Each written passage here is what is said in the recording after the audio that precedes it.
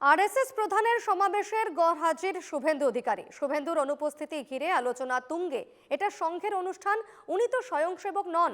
সব অনুষ্ঠানে সবার আমন্ত্রণ থাকে না, দাবি বিজেপি নেতা দিলীপ ঘোষের। 2023-এর 23শে জানুয়ারি আরএসএস এর অনুষ্ঠানে যান শুভেন্দু। ধর্মতলার অনুষ্ঠানে সেদিন শুভেন্দুর গায়ে ছিল আরএসএস ইউনিফর্ম।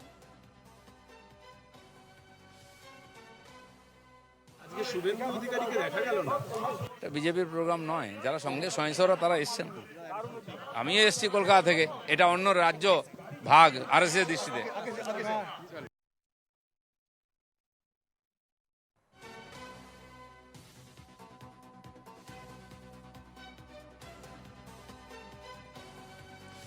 আমাদের সঙ্গে রয়েছেন প্রতিনিধি সৌরজ্যোতি বন্দ্যোপাধ্যায়। সৌরজ্যোতি, আরএস প্রধান মোহন ভাগবতের যে সমাবেশ আজ হলো, সেই সমাবেশে কিন্তু শুভেন্দু অধিকারীকে দেখা গেল না, কি জানা যাচ্ছে?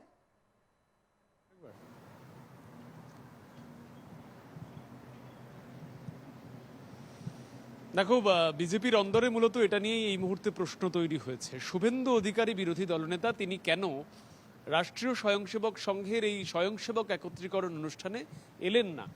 তোমাকে স্মরণ করিয়ে দিই, 2023-এর 23শে জানুয়ারি আবারও একবার অতীতে এসেছিলেন মোহন ভাগবত। সেই সভাতে দেখা গিয়েছিল শুভেন্দু অধিকারী তিনি গণবেশ অর্থাৎ সংঘের যে সঞ্চালন প্যারেড, তার যে নির্দিষ্ট ইউনিফর্ম রয়েছে সেই গণবেশ পরে তিনি এসেছেন এবং সেই প্যারেডে অংশও তিনি নিয়েছিলেন। এবং তারপরে এই মুহূর্তে দলের অন্দরে যেভাবে একাধিক ক্ষেত্রে বিচ্যুতি লক্ষ্য করা যাচ্ছে, সেই বিচ্যুতির রেস ধরে শুভেন্দু অধিকারীর যে আজকের অনুপস্থিতি, সেটা কিন্তু নিছকই তাৎপর্যপূর্ণ। তুমি জানো যে ইতিমধ্যেই দলের একজন সাধারণ সম্পাদকের সঙ্গে তার সম্পর্ক নিয়ে দলের অন্দরে প্রশ্ন উঠেছে। একাধিক সময় দেখা গিয়েছে যে বিভিন্ন সময় তিনি বলেছেন যে দলের সাংগঠনিক ক্ষেত্রে তিনি কোনো রকম দায়িত্ব নেন না, তিনি সংগঠন দেখেন না। সেই জায়গায় আজকে আরও বেশি গুরুত্বপূর্ণ হয়ে উঠেছে দিলীপ ঘোষ, বিজেপির প্রাক্তন সভাপতি, তার একটি বক্তব্য, যেখানে আমরা তাকে জিজ্ঞেস করি যে শুভেন্দু অধিকারী তিনি এলেন না কেন।